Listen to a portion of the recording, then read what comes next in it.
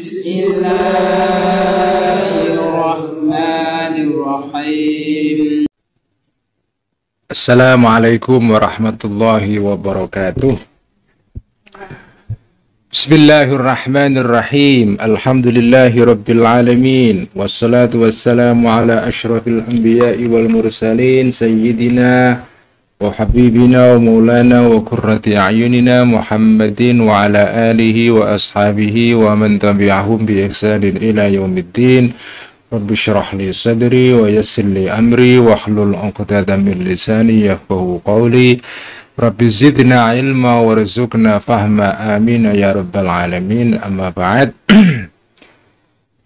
Ila ruhi nabiyina wa syafi'ina Muhammadin sallallahu alaihi wasallam, ila arwahil anbiya'i wal mursalin wal ali wal ashabi ajma'in wattabi'ina wattabi'ina lahum bi ihsanin ila yaumiddin. Sallallahu alaihi sultanil awliya Syamsul Qadir al-Jilani wal imam al-Sunnat al-Baghdadi wal imam hujjatul Islam Abi Hamid al-Ghazali wa syekh al-akbar Muhyiddin bin Arabi wa ila ruhi Syekh Abdul Hasan Asy-Syadzili wa ila arwahi awliyaillahi ta'ala fi ardi Nusantara, khususan arwah wali songo wa ruha waliyil jaddina Ahmad Mutamakin qaddasallahu asrarahum wa nawwara darahum dan barakatihim wa nafa'ana bi 'ulumihim, wa ila arwahi muassisi jam'iyyati Nahdlatul Ulama wal jam'iyyatil islamiyyatil ukhra fi Indonesia, khususan ruh Habib Hasyim Asy'ari, Kiai Wahid Gus Dur, Kiai Khalil Bangkalan, Kiai Wahab, Kiai Bashir Sansuri, Kiai As'ad, Kiai Ahmad Siddiq,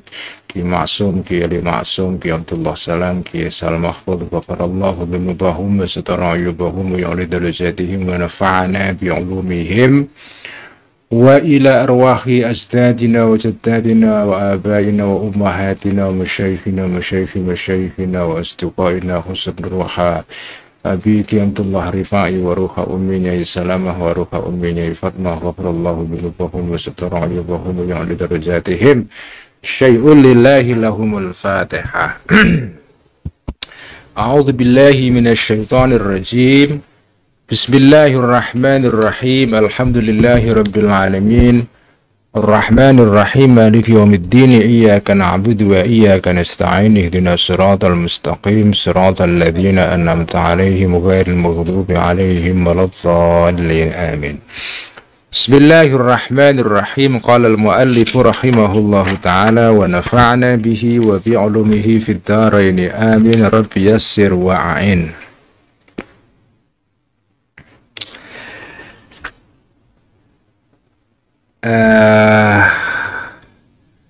At-tamhidus tsalitsu, pengantar ketiga itu adalah fi bayani annal istighala, penjelasan tentang bahwa mempelajari bihadzal ilmi, terhadap ilmu ini, itu min furudil kifayati, termasuk fardu-fardu kifayah. Belajar ilmu kalam itu tidak fardu ain, tidak semua orang wajib, hanya sebagian orang saja yang wajib mempelajari ilmu ini. Fardu kifayah itu ya kalau sudah dijalankan satu orang, yang lain sudah bebas dari tuntutan, ya. I'lam, ketahuilah, annat tabahhur, sesungguhnya memperdalam, fi hadzal ilmi, di dalam ilmu ini, yaitu ilmu kalam ini, wal istighala, dan mempelajari bima jamihi, terhadap simpul-simpulnya ilmu kalam ini, sesuatu yang mengumpulkan ilmu ini. Jadi artinya mempelajari pokok-pokok pembahasannya. Laisa, tidak ada, at-tabakhur itu min furudil a'yani, termasuk fardu ain, fardu ain, bukan. Ini bukan kewajiban individual, tetapi kewajiban kolektif atau fardu kifayah. Bal huwa, sebaliknya, at-tabakhur, mendalami. At-tabakhur itu dari kata bahrun, artinya laut. At-tabakhur itu artinya melaut. Melaut di sini bukan artinya pergi ke tengah laut mancing ikan, bukan. At-tabakhur itu artinya sampai mendalami sesuatu begitu dalamnya sehingga pengetahuan sampai itu kayak laut. Itu namanya tabakhur, ya. Bahasa Arab itu asik sekali kok ya. Jadi dari bahrun kata laut, kemudian bisa disusun kata baru ya yang berasal dari kata laut ini. Misalnya tadi ini tabahharo, melaut dalam pengertian menguasai sesuatu begitu dalamnya sehingga seperti laut, luas sekali. Itu tabahhur ya. Jadi belajar dengan mendalam sampai level doktor itu ya. Itu nggak wajib itu. Itu hanya wajib bagi sebagian orang saja. Nah,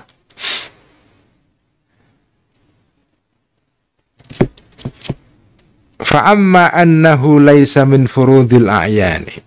Fa'amma annahu, maka adapun sesungguhnya ilmu ini, ilmu akidah, itu laisa tidak ada ilmu ini min furudil a'yani, termasuk fardu-fardu ain. Apa alasannya? Enggak semua orang wajib mempelajari ilmu ini, hanya sebagian orang saja. Istabayyana, karena telah jelas annahu sesungguhnya keadaan berikut ini, dhamir sya'an, laisa tidak ada, yajibu wajib, laisa tidak ada ilmu ini, atau laisa tidak ada yajibu itu wajib, ala kafatil khalqi bagi semua makhluk orang-orang, isimnya laisa illa tasdiku kecuali mempercayai, al-jazimu yang mantap, wa tathhirul qalbi dan mencucikan hati, anir raibi dari keraguan-raguan, wasyaki dan sama keraguan-raguan fil imani dalam iman. Wa inna matasiru, dan sesungguhnya jadi izalatus syaki menghilangkan keraguan-raguan, fardhu ainin menjadi fardhu ain fi hakiman ya atau terhadap di dalam hubungannya atau dalam haknya ya, atau di dalam konteks orang yang datang kepada man asyaku keraguan-raguan. Jadi kita tahu ya, yang wajib di dalam iman itu kan pokoknya iman yang kokoh. Tidak usah iman yang didasari dalil yang terlalu jelimet. Tetapi iman tok yang tanpa jenengan sertai dengan pengetahuan juga tidak boleh. Karena iman di dalam Islam itu tidak boleh iman saja. Harus ada dasar, ada dasarnya. Jenengan harus punya dasar walaupun sederhana. Kalau jenengan tidak mampu karena tidak punya kapasitas intelektual yang memadai, ya sudah, pokoknya tahu hal yang sederhana saja. Tapi iman tok secara membabi buta itu tidak boleh, itu tidak boleh. Harus disertai dengan dalil walaupun sederhana. Jadi iman yang kuat, itulah kewajiban minimal seorang muslim. Bukan iman yang didasari dalil yang terlalu jelimet. Kalau yang belajar ilmu teologi yang canggih-canggih itu ya tidak semua orang diwajibkan untuk itu ya. Jadi yang penting adalah iman yang kokoh ya, jenengan percaya melalui pelajaran para kiai-kiai, guru-guru ya. Setelah jenengan punya iman yang kokoh, kemudian membersihkan jiwa sampean dari keraguan-raguan. Nah, kalau in case jenengan punya keraguan-raguan tentang iman sampean, karena baca artikel ini, artikel itu, sampean punya kewajiban untuk mencari informasi yang bisa menghilangkan keraguan-raguan itu. Tidak usah terlalu banyak informasinya, nanti bingung. Pokoknya yang spesifik yang bisa menghilangkan keraguan-raguan di dalam isu itu. Ya. Jadi belajar ilmu akidah itu fardu kifayah. Menjadi fardu ain kalau seseorang mengalami keraguan-raguan. Ketika sampean mengalami keraguan-raguan, maka jenengan wajib secara fardu ain, artinya jenengan secara personal diwajibkan untuk mempelajari dalil yang bisa menghilangkan keraguan-raguan sampai. Caranya apa? Ya baca buku, tanya kiai, tanya ustadz, tanya orang yang punya pengetahuan. Ya, kayak gitu-gitu. Ya.